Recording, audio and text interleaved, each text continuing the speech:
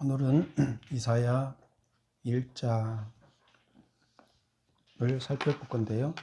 유다에 대한 심판이라는 제목으로 함께 은혜 나누도록 하겠습니다. 하나님은 이 땅에 우리를 보내시고 이 땅을 통치하라고 하셨다 그랬죠. 이 땅을 하나님 나라로 온전히 바꾸라. 처음에는 하나님께서 이 땅을 창조하셨을 때 창조하셔서 최초의 사람을 보내셨을 때는 이 땅이 타락하지 않았겠죠. 그러나 우리들의 죄로 인해서 이 땅이 더럽혀졌습니다. 그리고 악이 지배하는 세상이 됐습니다. 그래서 하나님은 다시 이 하나님의 자녀들을 이 악이 지배하는 악의 세력들만 있는 곳에 참 하나님의 나라를 만들어갈 자녀들을 세우기 위해서 많은 훈련을 하시고 또 그들을 세우셨습니다. 그래서 우리는 하나님의 자녀들을 세웠던 그것을 성경에 기록해 놨고 성경에 기록한 그 이야기를 우리는 계속 읽으면서 우리가 하나님의 자녀로 세워진 훈련을 받고 있는 거죠. 그리고 하나님의 자녀로 세워서 온전히 이 땅을 하나님 나라로 바꿔가는 역할을 하는 겁니다. 그래서 성경에 나와 있는 이야기들은 바로 하나님 나라를 세워가는 이야기들이에요. 그리고 그 하나님의 자녀를 하나님의 일을 대행할 자를 훈련하는 이야기들이에요.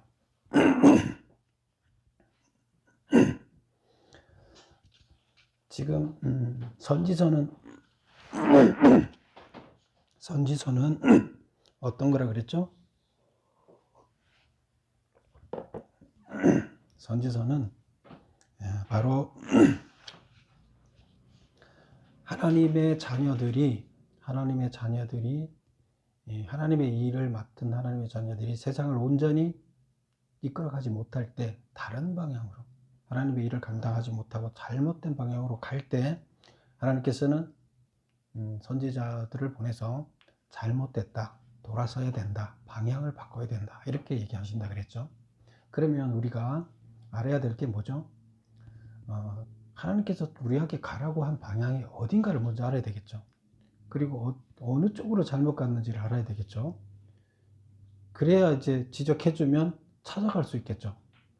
잘못됐다고 지적해주는 것은 선지자고 그 전에 있어야 할 것은 하나님이 방향을 처음에 설정해 준 것, 그 다음에 우리가 잘못된 방향을 간 것, 이것을 먼저 알아야 되는 거죠.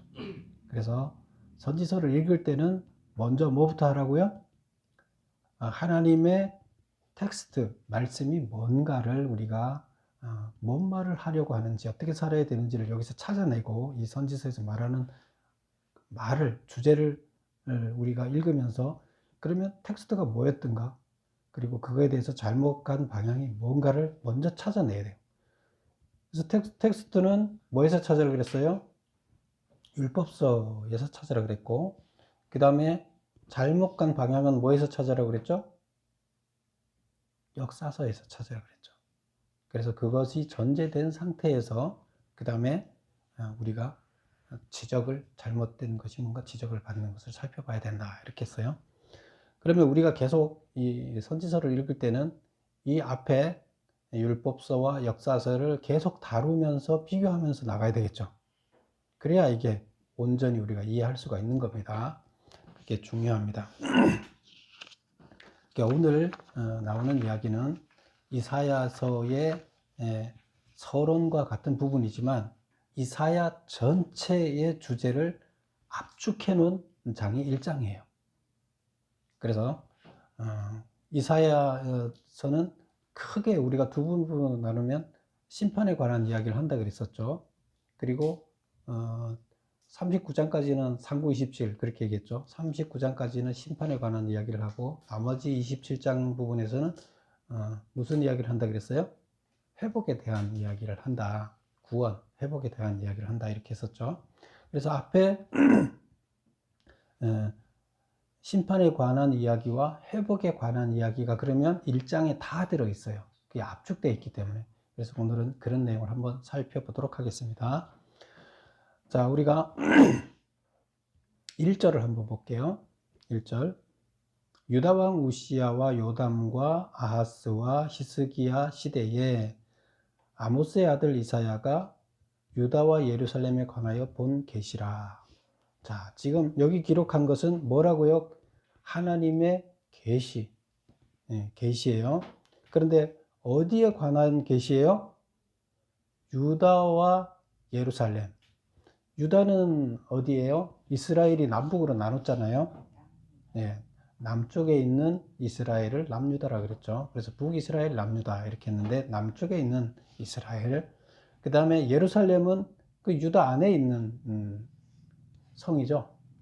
그래서 특별히 유다 안에 예루살렘에 대해서 특별히 예루살렘에 대한 예루살렘에 뭐가 있어요?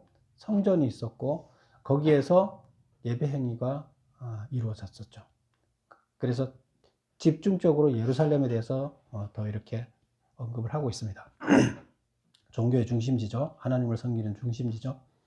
그러면 여기 지금 4대에 걸쳐 4왕에 거쳐서 있었다 그랬죠. 그러면 이사야가 한 이야기는 이 4왕과 관련된 이야기가 되겠죠. 그러면 이 왕이 어떻게 살았고 이사야와 어떤 관계에 있었는지를 이해를 못하면 이사야 말이 공중을 떠도는 거예요. 그래서 이 상황을 우리가 이해하고 그 역사적인 상황을 이해하고 이사야 말을 읽어야 되는 거예요. 그래서 역사적 상황을 살펴보겠습니다. 메모 1번 보세요. 이사야가 사역하던 당시에 유다 왕으로 재직하였던 우시야와 요담과 아하스와 히스기야는 각각 어떠한 평가를 받았는가? 또한 그들의 중요한 정치 행보는 뭐였느냐? 네 왕을 한번 잠깐씩 이제 살펴본 다음에 들어가야 됩니다. 1번 우시야. 우시야는 선한 왕이냐 악한 왕이냐? 거기서 보세요. 우시야 선한 왕, 요담 선한 왕, 아하스 악한 왕, 히스기야 선한 왕. 그렇죠? 북이스라엘에는 선한 왕이 없다 그랬어요. 한 명도. 근데 남유다에는 그래도 선한 왕이 꽤 많이 있었죠. 그래서 여기에서 지금 악한 왕은 누구예요? 아하스. 그리고 이제 남유다는 북이스라엘하고 다른 점이 정권이 교체될 때 뭐가 틀렸죠? 왕조가 하나밖에 없어요. 남유다는. 그래서 부모가 자식한테 계속 이렇게 인수인계가 됐어요. 상속이 됐어요. 그런데 북쪽은 어땠어요? 구테타로 뒤집어졌기 때문에 계속 죽이고 이렇게 정반대였죠. 그래서 여기도 보면 우시야의 아들 요담, 요담의 아들 아하스, 아하스의 아들 히스기야 이렇게 해서 아들로 이렇게 왕조가 하나예요. 하나로 내려갑니다. 그래서 처음에 우시야는 원래 이름이 아사라라고 그랬었죠. 그런데 왜 아사라라고 하지 않고 우시야라고 이름을 붙였죠? 예, 그때 선지자 이름과 똑같았어요. 그래서 선지자 이름과 똑같으니까 이름을 바꿔준 거죠. 그래서 이제 아사라 우시야가 같은 이름이에요. 그래서 복을 받은 근데 그 2번을 보면 이 왕은 우시야 왕은 복을 받자 교만해져서 여호와가 치셔서 나병에 걸려 죽었다. 그래서 이때 굉장히 풍요로워졌어요. 이 왕 때, 우시야 왕 때. 그래서 모든 분야에서 그 주변에 있는 가나안 지역에 있는 나라들보다 아주 강대해지고 부강해졌어요. 그러니까 왕이 이제 교만해지기 시작했어요. 왜 교만해졌을까요? 내가 잘해서 그렇다 하고 아주 의시됐어요. 그래서 하나님이 그를 그래서 이제 자기가 어깨가 올라가면서 뭘 했나 하면 드디어 자기가 이제 제사장도 자기가 하는 거예요. 제사장이 있는데도 불구하고 제사장 위에 군림하려고 자기가 제사 행위를 집행하다가 하나님이 쳤어요. 그래서 나병에 걸려서 결국 죽을 때까지 나병에 걸린 사람은 그때 어떻게 했어요? 격리시켰죠. 그래서 나병에 걸려서 격리시켜서 있다가 죽었다. 그러면 이제 아들이 이제 그 일을 또 격리돼 있는 동안 또 죽기 전에도 했겠죠. 보통 죽을 때까지 왕이었어요. 그런데 이 사람은 죽을 때까지 왕 노릇을 못했죠. 격리돼 있었으니까. 그래서 대신 아들이 이제 아버지 살아있는 동안은 대행자로 있고, 아버지가 돌아갔을 때는 이제 자기 임기가 됐겠죠. 그래서 요담이 이제 했는데, 요담도 선한 왕이에요. 그런데 우시아나 요담이나 선한 왕이지만 산당을 제거하지 못했다, 이런 이야기가, 그게 잘못된 거였죠. 산당에서는 우상을 섬기는 행위가 있었다 그랬죠. 그런데 그 일들을 제거하지 못했다는 게 이제 단점이었죠. 그 다음에 아하스 세 번째 왕으로 넘어가는데, 요담에는 특별한 그런 정치적 이슈는 없었어요. 그런데 이제 아하스와 히스기야는 아주 큰 전쟁이 각각 있었어요. 아하스는 아주 나쁜 왕이었어요. 악한 왕이었어요. 우상을 아주 적극적으로 수용해서 살아간 나쁜 왕이었어요. 그래서 보면 2번에 보면 아람 북이스라엘 동맹군의 공격으로 항구 도시 엘랏과 군사 12만을 잃었고 백성 20만이 잡혀갔다. 이 아하스 때는 왜 그 아람과 북이스라엘 동맹군이 공격을 해왔다 그랬어요? 북쪽에 이때 당시에 북쪽에 아수르라는 나라가 갑자기 강대해지기 시작했어요. 연합을 시키면서 북쪽의 나라들을 다 복속시키고 강대해졌어요. 가만히 있다 보니까 자기들도 다 아수르한테 먹힐 것 같아요. 그러니까 아람하고 북이스라엘이, 그들이 더 북쪽에 있으니까 안 되겠다, 우리 다 연합해서 아수르랑 한번 붙자. 그렇게 했는데 남유다는 싫다, 우리는 안 하겠다, 거기 동맹에 참석 안 하겠다 그랬어요. 그랬더니 그러면 안 되겠다, 이놈들을 먼저 쳐서 우리 편을 만든 다음에 아수르랑 붙어야 되겠다 하고 북이스라엘과 아람이 연합을 해서 남유다를 친 거예요. 그래서 여기서 지금 남유다를 쳤는데 어떻게 했어요? 여기 이때 남유다를 싹 쓸었는데 아하스는 거기에 대항을 안 하고 그냥 가만히 있었어요. 성문을 닫아 걸고, 그때 예루살렘 성문에 딱 닫아 걸고 마음대로 해라 그러고 가만히 있었어요. 그러니까 예루살렘 성은 산성이에요. 산 위에 이렇게 높은데 성벽이 쌓여 있기 때문에 못 올라왔어요. 그래서 거기를 치지 못하고 나머지 지역을, 유다 지역을 싹 쑥대밭을 만들어 버렸어요. 그리고 유다의 또 경제적 중심지라고 할 수 있는 저 남쪽에 항구 도시 엘랏이 있어요. 그 홍해로 나가는 그래서 항구 도시가, 유일한 항구 도시가 있는데 거기를 어떻게 했어요? 빼앗았어요. 그리고 아람이 그걸 갖고 가고, 그렇게 하면서 군사 12만을, 다른 지역에 있는 군사들을 다 죽이게 됐고 백성 20만이 아람에 잡혀갔어요. 아하스는 아수르에 은, 금을 예물로 주고 구원을 요청했다. 그래서 도저히 안 되니까 이제 금, 은을 아수르에 주고 이제 구원을 요청했고, 누구한테? 아람과 북이스라엘이 자기들을 이제 쳤으니까 이제 더 북쪽에 있는 아수르한테다 구원을 요청한 거죠. 구원을 요청하니까 아수르는 좋겠어요, 나쁘겠어요? 그러잖아도 남쪽을 내가 다 집어삼키려고 하고 있는데, 중간에 있는 놈을 이스라엘이, 남유다가 중간에 있는 놈들을 남북으로 협공하자고 하니까 좋잖아요. 아람은 요걸 잘 이용해야 되겠다. 아수르는 그렇게 생각을 한 거죠. 그래서 아하스는 아수르의 은금을 예물로 주면서 갖다 바치면서 구걸을 하는 거죠. 우리 좀 도와주십시오. 그러니까 아수르 왕은 아람을 점령하고 아람 왕 르신을 죽였어요. 그리고 또 누구도 죽였을까요? 북이스라엘도 좀 있다가 점령을 했어요.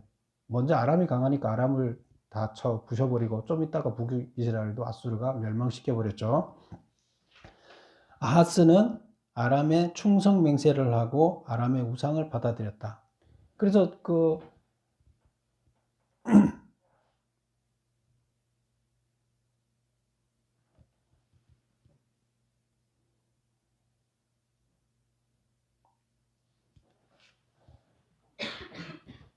거기 아하스는 아람의 충성 맹세를 하고가 아니라 어디죠? 예, 아수르죠. 제가 거기 잘못 썼어요.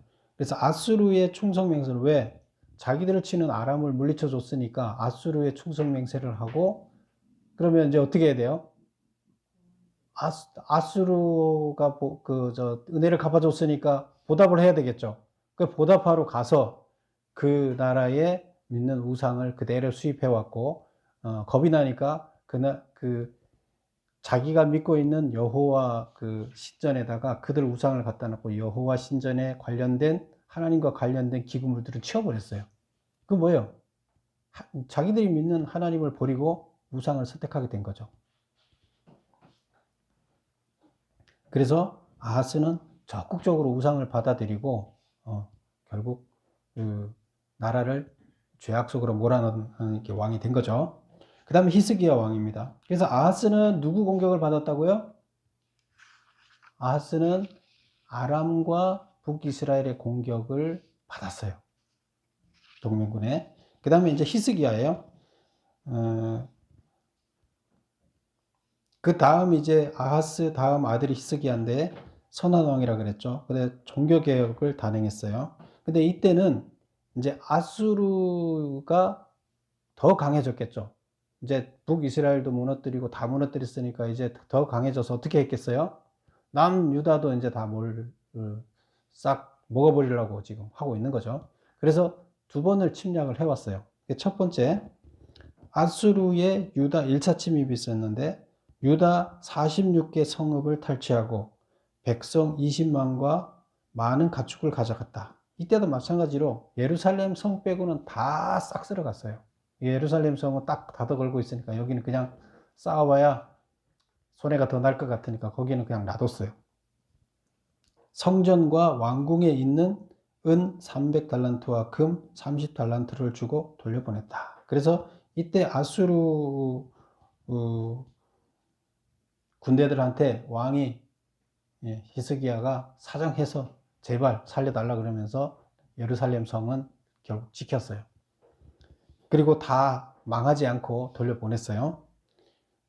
그 다음에 이제 좀 이따가 다시 2차 침입을 해온 거예요. 아수르의 유다 2차 침입인데 히스기야의 기도에 하나님이 응답하셔갖고 하나님의 사자가 아수르 군대 18만 5천 명을 죽이자 아수르 군대가 18만 5천이 죽고 나니까 안 되겠죠. 싸울 수 없겠죠. 그래서 돌아갔어요. 그래서 이런 일이 있었습니다. 근데 이때 히스기야의 기도와 관련해서 히스기야가 누구를 찾아간 거예요? 이사야를 찾아갔죠. 그래서 이사야가 중간에서 그 역할을 한 거죠. 그 다음에 그래서 그 히스기야 때 전쟁은 어쨌건 하나님께서 히스기야의 기도를 들으시고 하나님께서 개입하셔서 멸망하지 않게끔 지켜주신 이제 일이 있었고요. 그런데 아하스 때는 어땠어요? 하나님의 개입이 있었을까요? 없었을까요? 없었어요. 하나님께 기도하지 않았거든요. 의뢰하지 않았거든요. 그래서 지금 이사야가 그 아하스 왕에 대해서 좋게 얘기했을까요? 반대하고 나섰죠. 그래서 이사야를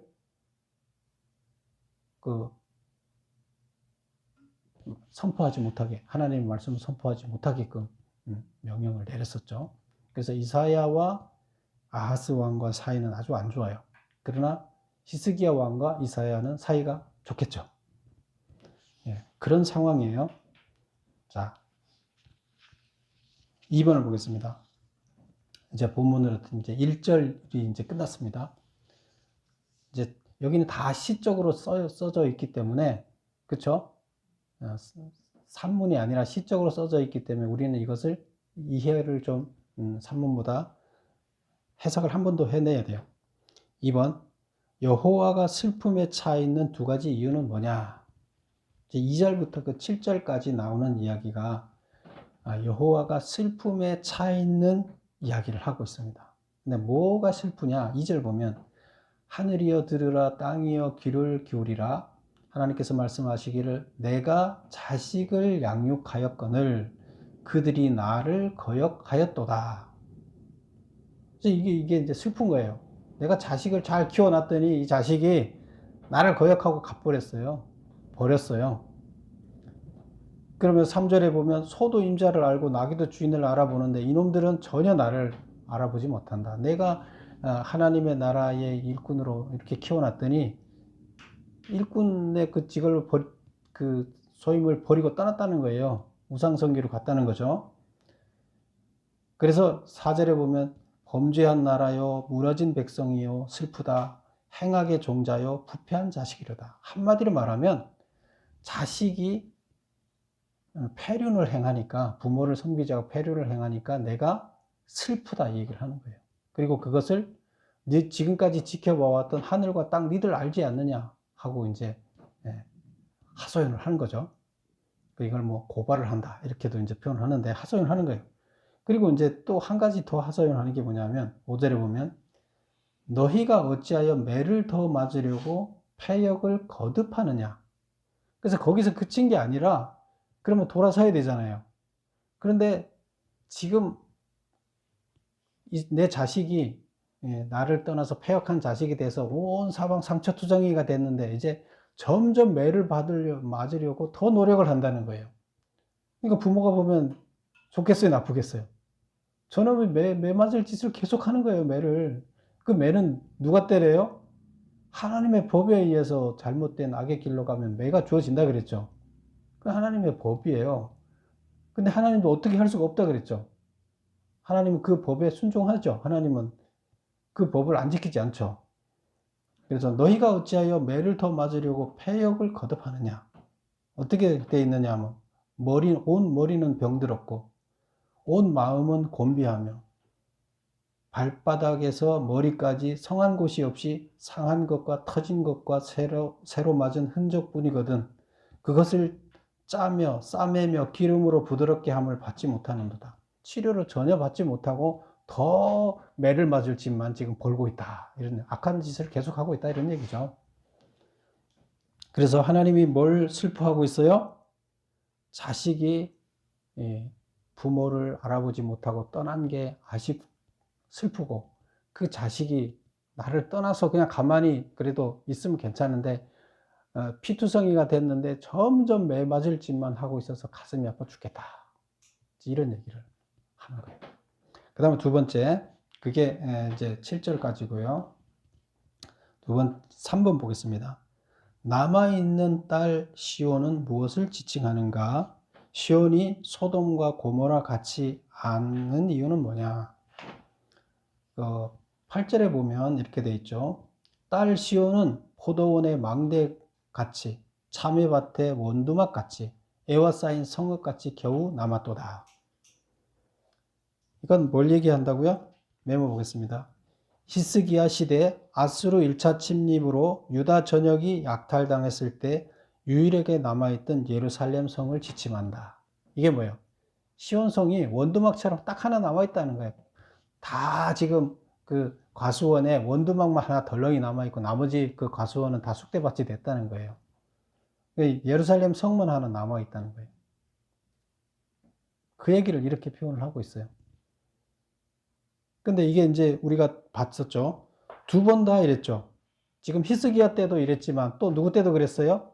아하스 왕 때도 또 동맹군에 의해서 항구 도시도 뺏기고 군대 12만이 죽고 백성들 20만이 포로로 잡혀갔어요. 또 지금 히스기야 때도 보면 예루살렘 빼고는 똑같이 다 싹쓸이 돼가고 또 백성들 20만이 또 잡혀갔어요. 그러니까 두 번 이렇게 당한 거죠. 두 번 다를 지칭할 수 있겠죠. 근데 이 더 강렬했던 것은 아수르가 아주 악독해요. 아수르는 엄청 악독했다 그래요. 그래서 아수르의 공격이 더 악했기 때문에 이거를 두 번째 걸로 이제 보는 게 학자들의 견해예요. 그거가 더 충격적이기 때문에 아마 그것을 여기다 표현하지 않았을까. 그래서 이스라엘이 싹 지금 예루살렘 성만 남겨놓고 싹 쑥대밭이 됐다 이 얘기를 지금 하는 거예요. 그래서 9절에 보면 만군의 여호와께서 우리를 위하여 생존자를 조금 남겨두지 않았더라면 우리가 소돔과 고모라 같았으리라. 소돔과 고모라는 어때요? 죄 때문에 어떻게 됐어요? 사라져 버렸죠? 그럼 소돔과 고모라와 같은 것은 죄 때문에 없어진 거예요. 심판받아서 없어진 거예요. 근데 우리는 지금 남겨진 예루살렘에 있기 때문에 없어지지 않았다 이 얘기예요. 우리가 죄를 져서 없어져야 되는데 소돔과 고모라처럼. 그런데 하나님이 은혜를 부어서 그나마 예루살렘을 남겨뒀기 때문에 우리는 멸망하지 않고 있다. 이제 이 얘기를 하는 거예요. 그러니까 하나님께 감사하는 표현을 하는 거죠. 하나님의 은혜로 우리가 살아있지 죄로 본다 그러면 우리 벌써 죽었어야 된다. 이제 이 얘기를 하는 거예요. 그래서 그 얘기를 이제 9절까지 하고 있습니다. 그 다음에 이제 4번을 보면 가증이 여기니 가져오지 말라고 한 헛된 재물이란 무엇인가? 지금 여기 보면 11절을 한번 볼까요? 여호와께서 말씀하시되 너희의 무수한 재물이 내게 무엇이 유익하느냐? 내가 뭐 양이 없냐, 뭐가 없냐, 내가 뭐가 필요하냐? 나한테는 재물이 필요하지 않다. 그러면서 13절 보면 헛된 재물을 다시 가져오지 말라. 재물을 가져오지 말라는 거예요, 나한테. 그럼 하나님이 예배 드리러 올 때 재물을 바치지 말라는 얘기예요? 아니면 다른 얘기일까요? 빈손으로 오라는 얘기예요? 하나님은 이 재물이라는 건 왜 바쳐요? 그 재물을 우리가 양을 잡아서 드리는 건 왜 잡아서 드린다 그랬죠? 하나님한테 나갈 때 나는 죄인이기 때문에 하나님을 만날 수가 없어요. 하나님께 예배를 드려서 하나님과 내가 연결될 수가 없어요. 죄 때문에 단절되어 있어요. 그래서 그것을 내 죄의 문제를 해결하고 하나님과 만나야 돼요. 그러기 위해서 뭘 해야 돼요? 양을 잡아서 내 죄를 정결하게 한 다음에 내가 하나님을 만날 수 있는 거예요. 그럼 양의 희생 때문에 내가 죄의 문제가 해결되고 하나님을 드디어 이제 가서 만날 수 있게 되는 거예요. 그런데 양을 갖고 오지 말라는 얘기 뭐예요? 지금 니들이 양을 갖고 와서 마당만 밟을 뿐이지 뭘 안 한다는 거예요. 회개를 안 한다는 얘기예요. 그 양을 잡아서 드릴 때 회개하지 않고 양만 드리면 하나님이 죄를 사해 줄까요? 사해 주지 않는다는 얘기예요. 근데 너희들이 예배를 드리러 오고 와서 예배는 엄청 열심히 드리면서 막 예물도 엄청 드리지만 너희들 속은 그렇지 않다는 거예요. 회개했다 그러면 삶이 바뀌어야 되잖아요.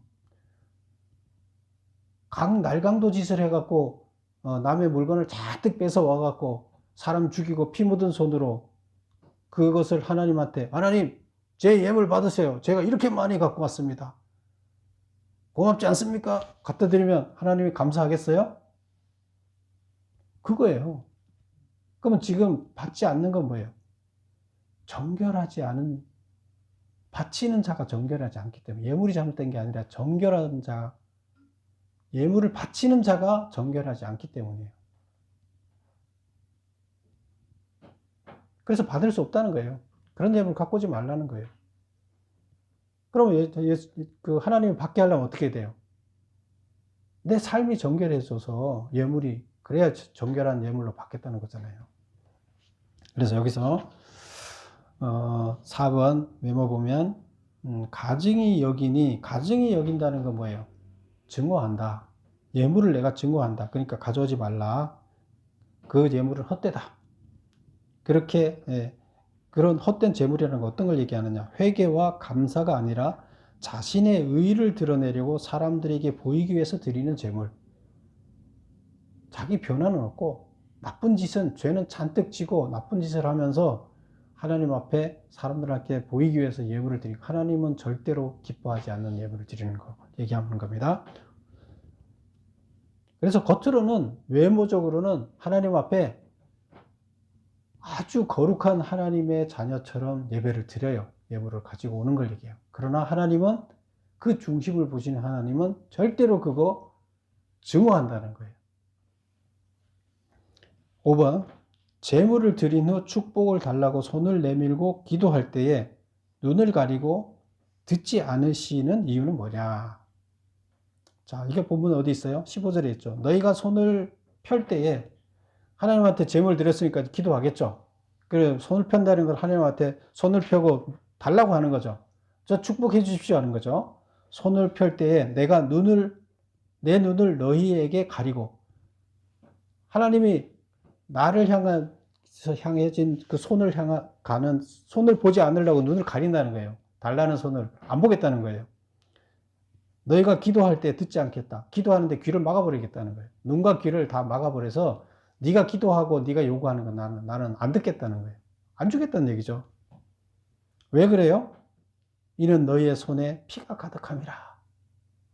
피가 가득하다는 건 뭘 얘기를 할까요? 죄가, 하나님이 원하는 삶을 살지 않고 거룩하게 살지 않고 죄로 가득 차 있다는 얘기예요. 자, 6번 메모를 5번 메모 보면 손에 피가 가득하기 때문에 죄로 더럽혀져 있기 때문이다. 6번 피를 씻어 깨끗하게 하려면 어떻게 해야 할까? 그러면 그 죄로 더럽혀진 이스라엘 백성들이 지금 이런데 그러면 이 상태로 그냥 계속 있으면 되느냐? 아니, 깨끗하게 해라는 거예요. 16절 볼까요? 너희는 스스로 씻으며 스스로 깨끗하게 하여라. 스스로 씻고 스스로 깨끗하게 해라. 왜? 이것은 누가 해줄 수가 없어요. 자기가 자기 스스로를 깨끗하게 해야 하나님을 만날 수 있을 만큼 자기를 정결하게 해야 하나님을 만날 수 있기 때문이에요. 근데 그 과정이 필요한데 그걸 스스로 해내야 돼요. 그걸 못하면 영원히 하나님을 만날 수 없어요. 근데 스스로 이것을 하라는 거예요. 그러면 피를 씻어 깨끗하게 하려면 어떻게 해야 되느냐? 16절 뒤에 보면 내 목전에 너희 악한 행실을 버리고 행악을 그치고 선을 배우며 정의를 구하며 학대받는 자를 도우며 고아를 위하여 신원하며 과부를 위하여 변호하라. 두 가지예요. 하나님한테 악을 행하지 말라. 하나님을 참신으로 섬기면서 우상을 섬기지 말라는 얘기예요. 그래서 악을 행하지 말라는 얘기고, 그 다음에 17절에 나오는 이야기는 정의를 구원하며 학대받는 자를 도와. 이것은 사람에 대한 거예요. 그러니까 참 하나님을 제대로 섬기라는 얘기와 어려운 사람들을 어떻게 하라는 거예요? 도움이 필요한 자들을 외면하지 말라는 거예요. 그런데 강한 자들이 세상에서 자기들의 부를 위해서 어떻게 해요? 자기보다 약한 자들 것을 조금 갖고 있는 자들 것을 다 뺏어서 자기 거를 더 부를 축적하잖아요. 그게 세상의 원리잖아요. 근데 그 세상 악을 따르는 자와 똑같이 너희들이 행하고 있다는 거예요. 너희들은 어떻게 하라는 거예요? 가진 자들이 가진 것을 나눠줘서 가난한 자들을 살게 해줘야 되는데 세상은 힘없는 자들 걸 최대한 뺏어서 자기 거를 배를 채우는데 반대잖아요. 그래서 하나님이 지금 더럽다, 피 묻었다는 게 뭐냐면 약한 자들 거를 뺏어서 자기 거를 만들고 있다. 이것을 범죄자로 보고 있어요. 살인자로 보고, 그들을 죽인 걸로 살인자로. 그래서 피 묻었다고 보고 있는 거예요. 아시겠죠?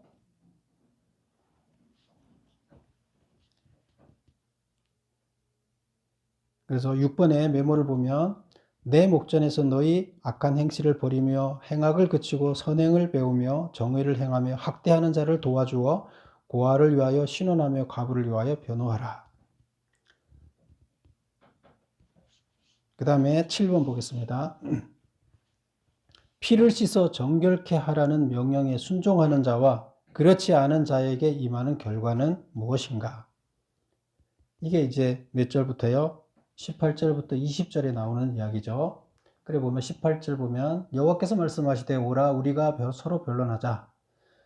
너희의 죄가 주홍 같을지라도 눈과 같이 희어질 것이요 진홍같이 붉을지라도 양털같이 희게 되리라. 지금 이스라엘 백성들이 다 죄로 시뻘겋게 물들어 있죠. 그런데 양털같이 된다는 거예요. 어떻게 하면 그렇게 되는 거예요? 피를 씻으면 된다는 거예요. 앞전에처럼. 어떻게 씻어요? 하나님을 온전하게 섬기고 경외하고 우상 섬기지 말고 도움이 필요한 사람들한테 도와주라는 거예요. 그게 깨끗하게 되는 거라는 거예요. 그럼 하나님은 너희를 정결한 자로 인정하겠다는 거예요. 그래 그렇게 하면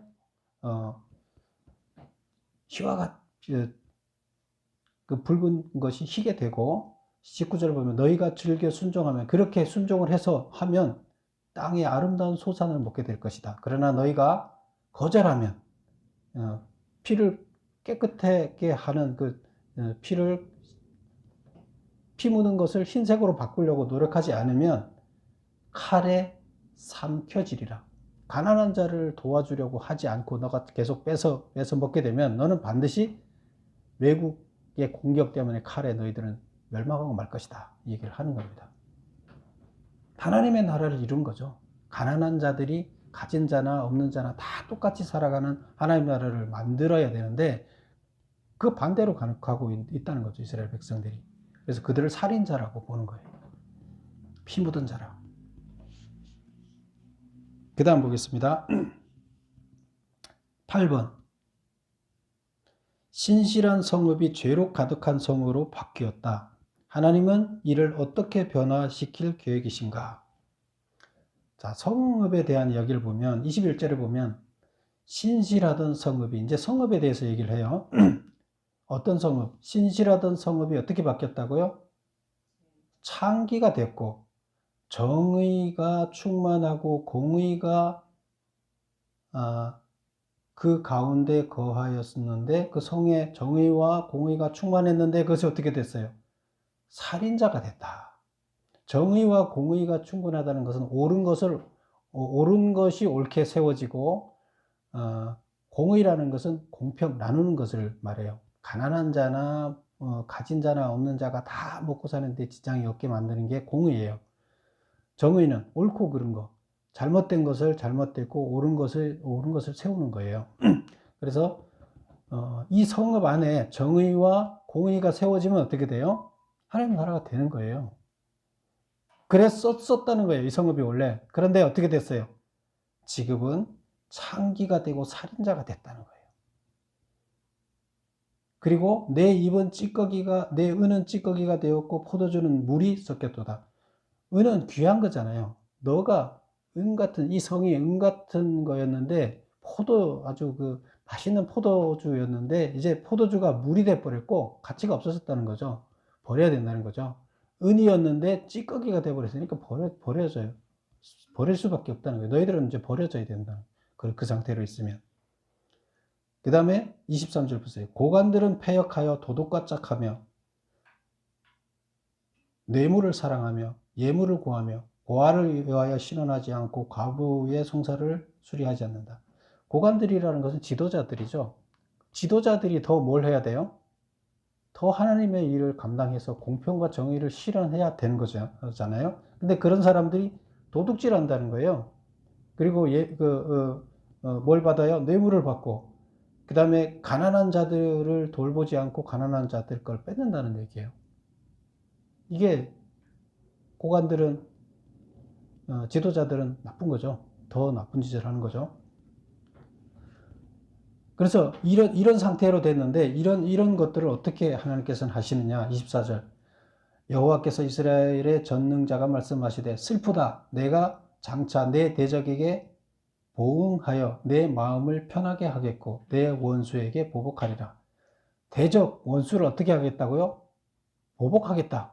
가만히 두지 않겠다 하는 거예요. 심판하겠다는 거예요. 그리고 내가 또 내 손을 내게 돌려 내 찌꺼기를 잿물로 씻듯이 녹여 정결하게 하며 내 혼잣물을 다 제거하고 너희들을 이 성을 이렇게 만드는 적들은 보복을 해서 없애고 그래서 그런 적들 때문에 너희들이 은과 포도주였는데 찌꺼기가 됐잖아요. 근데 이것을 다시 어떻게 하겠다? 은과 포도주로 돌려놓겠다는 거예요. 회복시키겠다는 거예요. 누가? 하나님이.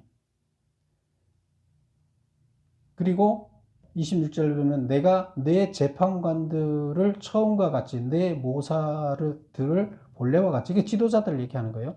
지도자들을 회복시킬 것이다. 그래서 이 악의 핵심 악한 자들을 처벌하고 회복시킬 만한 자들은 지도자부터 백성들을 회복시켜서 다시 내 종으로 삼겠다는 거예요. 그리한 후에야 내가 의의 성읍이라 신실한 고을이라 불리리라. 그렇게 돼서 다시 회복시켜 주겠다는 거예요. 그 회복에 대한 이야기가 나오는 거죠. 그래서 지금 24절에서부터 나오는 이야기는 회복에 대한 이야기를 하는 거예요. 우리 성경의 신약이 뭐예요? 회복에 관한 이야기죠. 그래서 회복에 관한 이야기를 여기서는 지금 하고 있다. 27절 시온은 정의로 구속함을 받고 그 돌아온 자들은 공의로 구속함을 받으리라. 그래서 성읍이 어떻게 된 성읍은 시온은 성을 예루살렘 성을 얘기하는 거죠. 그래서 정의로운 성이 되고 그 다음에 그 성 안에 있는 자들은 공의로운 자들이 된다. 공평하게 분배하는 자들이 될 것이다. 그럼 이제 다 하나님 나라가 회복된다는 얘기죠. 하나님 어떤 식으로든 하나님 나라를 회복시킨다는 거예요. 악은 징계하고 회복시킨다.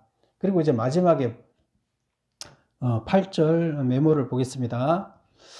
신실한 성읍이 죄로 가득한 성읍으로 바뀌었다. 하나님 이들을 어떻게 변화시킬 계획인가? 첫 번째, 성읍을 죄로 채운 대적과 원수에게 보복하고 이스라엘 백성들을 정결하게 하며 혼잣물을 제하여 버리고 재판관과 모사들, 지도자들을 본래대로 회복시킬 것이다. 그 다음에 이제 마지막 9번, 패역한 자와 죄인과 여호와를 버린 자는 어떤 심판을 받게 되는가? 여기서 아까 패역한 자는 뭐예요? 패역이라 그러면 부모를 버린 자식을 이제 패역하다 그랬었잖아요. 그러니까 앞에 나왔었죠. 하나님이 이 자식 때문에 가슴이 아프다, 슬프다. 이거 패역한 자예요. 그 다음에 또 무슨 자예요? 죄인. 죄인은 뭐예요? 패역한 자는 자식, 그 가정에서 부모를 제대로 섬기지 않는 자를 얘기를 하는 거고, 죄인은 하나님의 법에 따라 살지 않는 자. 이렇게 얘기를 하는 거죠. 그 다음에 여호와를 버린 자. 이렇게 지금 구분을 해서 말하고 있는데 사실은 다 같은 말이나 마찬가지죠. 이스라엘이 하나님의 말씀대로 살지 않은 거에 대해서 이렇게 세부적으로 이제 구분을 해 놓은 건데, 그래서 이런 자들은 어떻게 한다? 어떤 심판을 받는가? 패역한 자와 죄인은 함께 패망하고 여호와를 버린 자도 멸망할 것이다. 이제 그 얘기가 28절에 나와 있는 거죠.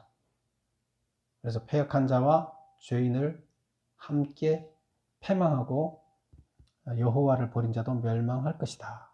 그래서 이것이 어떻게 되느냐? 그렇게 되면 지금 심판을 받게 되는 자들은 어떻게 되느냐 하면 30절에 보면 잎사귀 마른 상수리 나무 같을 것이요. 상수리 나무가 잎사귀가 마르면 말라 비틀어져 죽는 거죠. 그렇게 될 것이다. 물 없는 동산 같다. 이건 사막이 되는 거죠.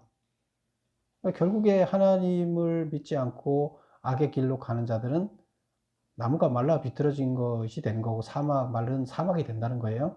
죽는다는 거죠. 강한 자는 현재는 강하지만 삶이 뭐예요? 우리 길쌈 있죠. 그 길쌈 실을 가늘게 해서 그걸 옷을 짜잖아요. 그 실을 연결해서 옷을 만들잖아요. 그래서 그 실오라기 같다는 거예요. 강한 자가 실오라기처럼 가늘어진다는 거예요. 그래서 결국 그들은 불에 탈 것이고 끄는 사람이 없을 것이다. 영원한 재앙을 받게 돼서 멸망할 것이다. 이 얘기를 이제 풀어서 얘기를 하는 겁니다. 지금 여기에서 이제 전체 이야기, 성경에 있는 전체 얘기를 압축한 거예요. 그래서 이스라엘 백성들이 뭐 하고 있다고 얘기를 하는 거예요? 하나님, 자기 아버지 되는 하나님을 배역한 패역자가 되어 있다. 그래서 결국에 패역자가 되어 있는데 그 패역자가 점점 더 온 사방 두들겨 맞아서 곧 쓰러져 죽을 판인데 더 매맞을 짓만 하고 있어서 아주 속이 터져 죽겠다. 그 자식을 바라보는 부모의 심정이 어떻겠어요? 그런데 이들을 그냥 놔두지 않고, 이들이 다 죽게 놔두지 않고, 지금 그나마 그들이 다 없어지면 하나님께서 선택해서 하나님 나라를 이끌어갈 자를 훈련해 왔던 게 의미가 없어지잖아요. 그러면 최소한 이끌어갈 자 최소한을 예루살렘 성에다 남겨둬서 그들이 어떻게 하든 회복되게끔 하시겠다는 거예요, 하나님께서는. 그러나 강제로 하나님 회복시킨 것이 아니죠. 스스로 우리가 그 안에서 회복되는 자가 있게끔 하나님이 지켜보겠다는 거고, 회복되는 자들이 회복돼서 그런 자들을 찾아서 회복되게끔 하나님이 도와주고 다시 하나님 나라를 이끌어가는 자들로 세우겠다는 거예요. 그리고 거기에 해당되지 않는 자들은 끝까지 그 일을 하지 않는 자들은 어떻게 하겠다? 어쩔 수 없다. 심판받아서 멸망받을 수밖에 없다. 이제 얘기를 하는 거예요. 이게 성경의 전체적인 이야기예요. 그래서 우리가 이 땅에 있는 한 하나님의 부르심을 받은 우리들은 참 하나님의 자녀로 살아가야 되는 거죠. 그리고 지금 내가 어떤 위치에 있는지, 내가 하나님께서 받지 않을 제물을 드리는 그런 상황, 피 묻은 손으로 하나님께 예물을 드리고 있는지 나를 돌아보고 다시 회복돼야 되는 겁니다. 그래서 지금 역사를 통해서 지금 다른 나라가 이 이스라엘을 와서 이렇게 망가뜨린 이유가 있다는 거죠. 매맞는 거예요. 그쵸? 이스라엘 자체가 지금 여기 지금 외국 동맹군이 오고 아수르가 와서 여기를 쳐서 다 예루살렘 성만 남겨놓고 친 것은 뭐예요? 자식들이 매맞는 거예요. 패악한 자식이 매맞는 거예요.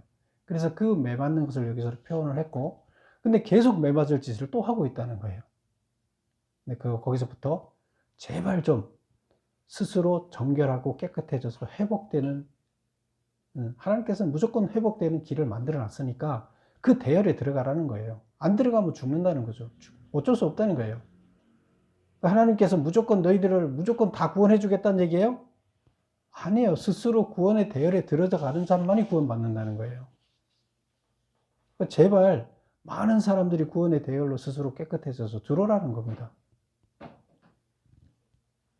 그래서 우리는 잘못된 길로 다 들어섰지만 다시 정결해져서 회복되는 자가 되어야 됩니다. 그랬을 때 구원받는 자가 됩니다. 여러분 다들 회복되시고 구원받는 자가 되시기를 축원합니다. 기도하겠습니다. 아버지 하나님,